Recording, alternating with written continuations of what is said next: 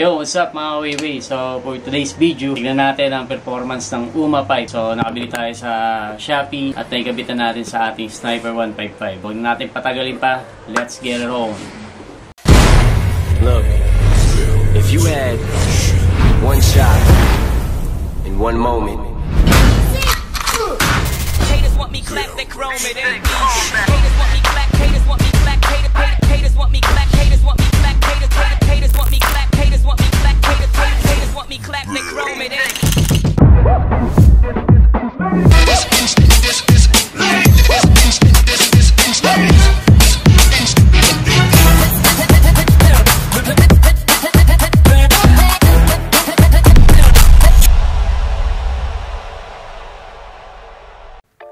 Yung mga way, dumating na nga yung UMA pipe for Sniper 155 from Malaysia. Na-order natin to sa Shopee at kung makikita nyo nga nakakarto naman siya, pero ayan, damage pa rin yung tip niya, malamang sa pag-ship. Anyway, madali naman gawa ng paraan to, kaya tara ipakabitan natin. Let's go. Kaya ngayon nandito na tayo kay J-Works Motor Shop. Ayan si Jason, natanggal na natin pairing. Pabanda lang baka mabali yung mga clip. Ayan, ganyan na yung gilid. Ayan, ilalim naman. Tanggalin yung mga pamiluan. Wala dito pala ngayon na.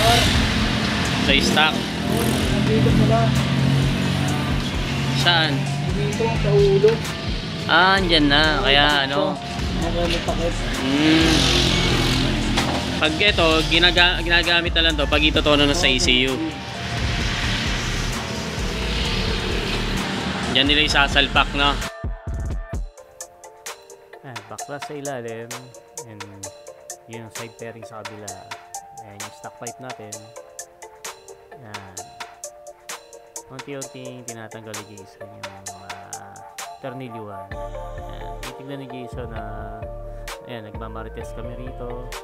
Sabi niya na papalitan ba yung motor o ipapalitan yung may-ari.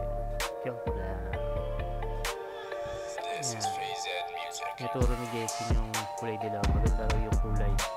Yan, yung buraw. Pero mas magandang palitan mo raw ng ibang kulay. Yan, bala ko kasi pa carbon fiber yan. Pa carbon skinning. Yan. Maganda rin pa carbon skinning yung heat guard. Natanggal na yung stock pipe natin. Titignan ngayon yung ito na ngayon yung UMA pipe natin. Kakabit na natin. Let's go. Yo, dito naman pupukpukin natin yung natuping tip. So yan, tinitira ni Jason para bumalik sa dati. Medyo okay na siya. Maganda natin ulit. Let's go.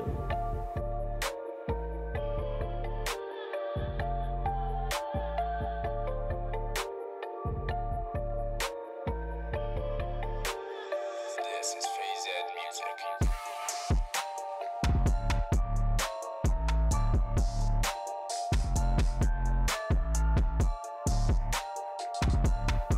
Dito nga naayos na natin yung tip, no? At nabenta natin yung sa may tornilyuhan. Kaya ikakabit na ni Jason ang ating UMA pipe.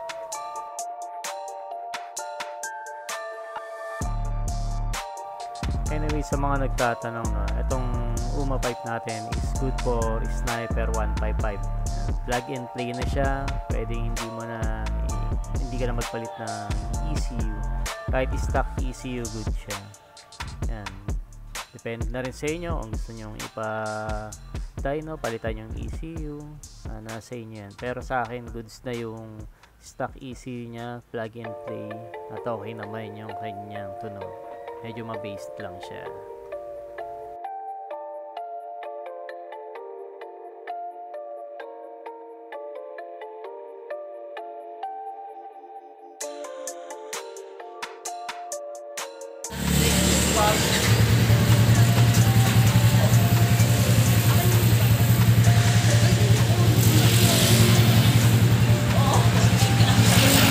Bad trip pa siya nung tinutag ka sabi niya. Ano yan?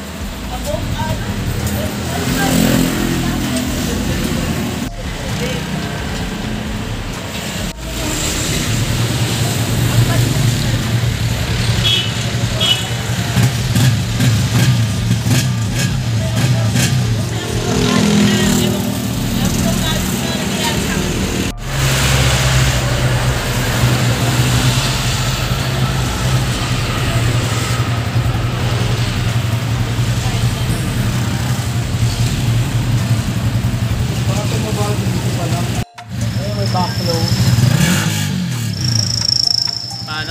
parang umihi ka pa pala. Oo. Ayan o.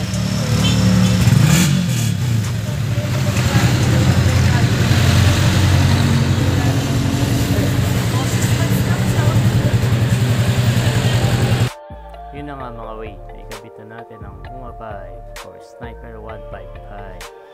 Balik na natin yung heat guard, pati yung pinaka-cable.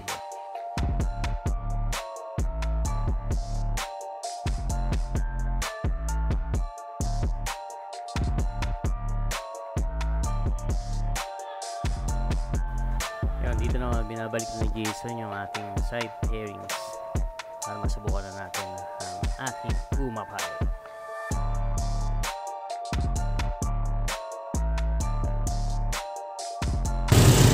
Ayan, tingnan natin.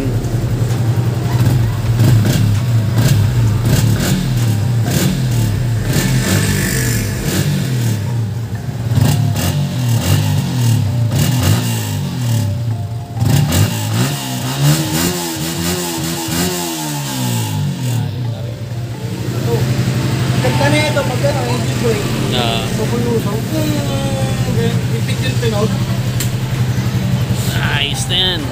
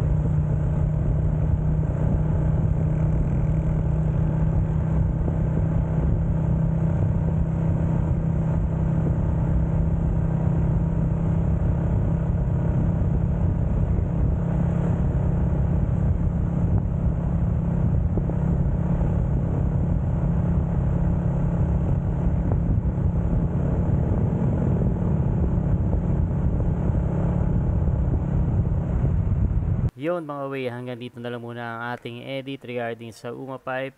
Standby sa mga susunod video para sa UMA Pipe na to. And ride safe mga way, and peace out.